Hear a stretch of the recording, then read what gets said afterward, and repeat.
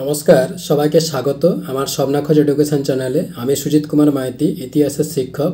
চলে এসেছি দশম শ্রেণীর একটি বিষয় নিয়ে। আজকের বিষয় ভারত ছাড়ো আন্দোলনে নারীরা।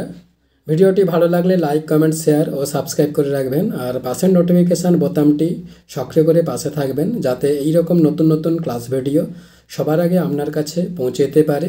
শুরু করছি আজকের বিষয়, ভারত ছাড়ো আন্দোলনে নারীরা।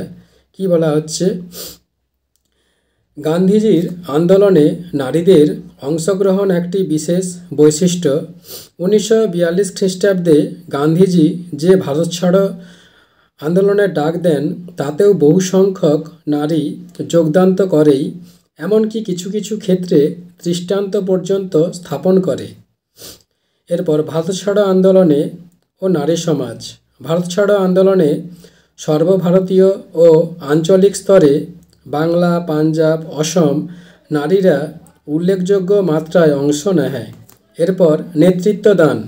ভারত ছাড়ো আন্দোলনে অরুণা আশফ আলী, সুচেতা কৃপালিনী, অমৃত কাউর প্রমুখ নারী নেতৃত্ব দান করেন। এদের বাইরে লাবণ্যপ্রভা দত্ত, মায়া ঘোষ, মাতঙ্গিনী হাজরার মতো বহু নারীদের নাম জড়িয়ে আছে।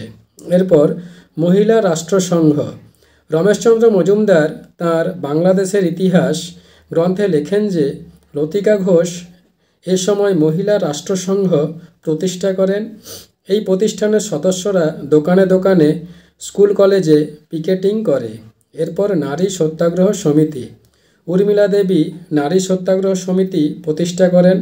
রমেশচন্দ্র মজুমদার লেখেন, উক্ত সমিতির প্রসঙ্গে বিদেশি দ্রব্য বর্জন, পিকেটিং, স্বদেশী প্রচার, প্রভাত ফেরি, চরকা প্রচলন প্রভৃতি ইহাদের কর্মসূচির অন্তর্গত ছিল।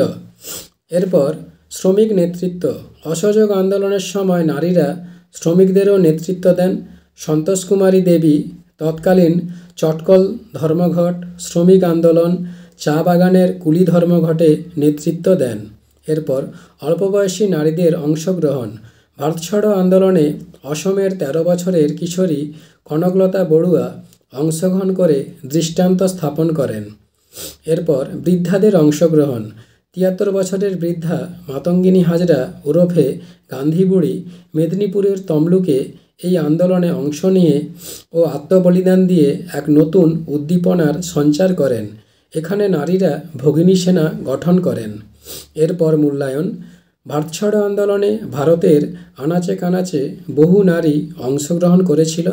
তাদের অংশগ্রহণে ভারত ছাড়ো আন্দোলনে এক নতুন উদ্দীপনার সঞ্চার হয়েছিল। বন্ধুরা, এখানেই ক্লাস ভিডিওটি শেষ হলো। পরবর্তীকালে আবার একটি নতুন ক্লাস ভিডিও নিয়ে উপস্থিত হব। ধন্যবাদ, সবাই ভালো থাকবেন।